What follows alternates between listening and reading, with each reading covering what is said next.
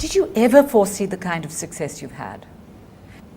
When you're in Indonesia and things were in that state, did you ever foresee it? I never expected that we would reach here. And I'm not a person who sets very high goal. You don't set high goals. My goalpost keeps on changing as we move forward in the life. Then you're not very disappointed if you don't succeed. It's always been one step forward. Yeah, always make a small step forward and you become stronger and you gain confidence. Then you change your goalposts. So it gives you more pleasure than setting up a very high goal and you don't reach them. I don't think we ever talked Ahead. forward more than a year ahead. Is that right? For the last couple of years, we have been thinking more 5-year strategy or 10-year strategy. I'm talking of those days. Yeah, in the beginning, we were looking very short-term view.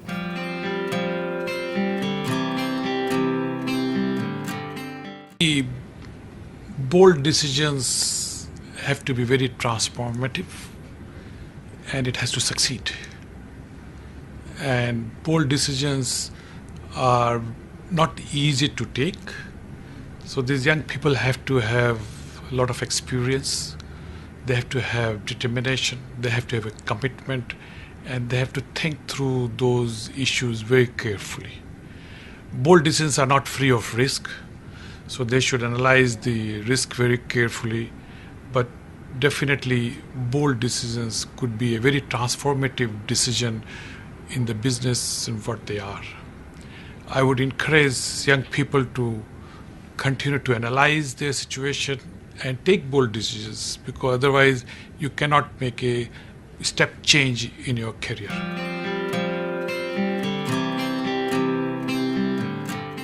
But I will always be concerned about health and safety until we reached a place of 0 accidents and 0 fatalities.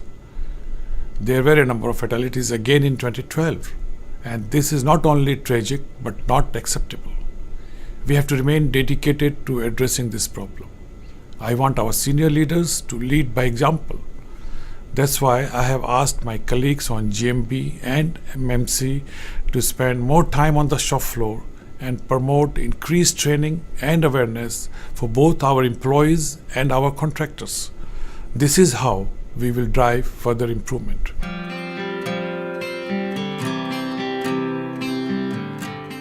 I don't like to get addicted to any one hobby. Okay. Now, for example, I started playing golf. I liked it.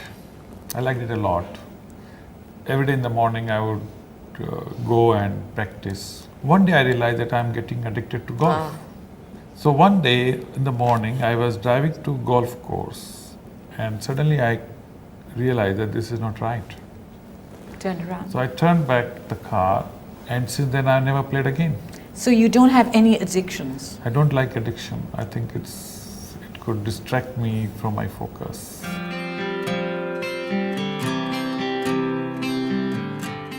Being responsible is vital to a company's long-term success. I have always believed this because being responsible not only has benefits for society, it has clear benefits for the business. Let me give you 2 examples. First, our success in reducing our own CO2 emissions has cost benefits. Secondly, in developing new and innovative products to help our customers improve their environmental performance, and we maintain our market leading position.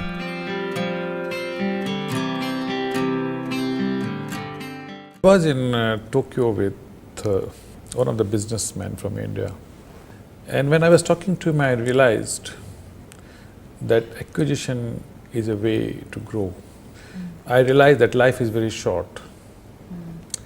And if you have to really do something, you have to do very quickly.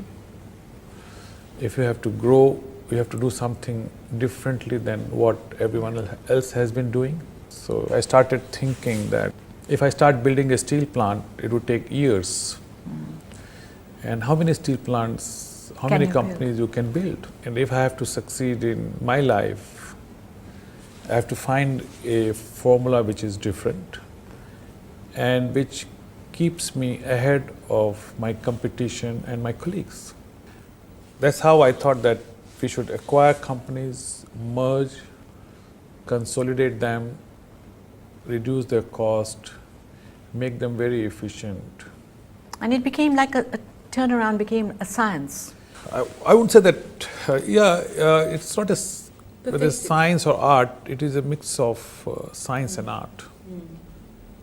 Because every company has a different issue. It's not that there is a formula which you apply. Can apply on everyone. Yeah, it is not H2O is equal to water here. Not born with the boldness. We could be born with the baldness, not with the boldness.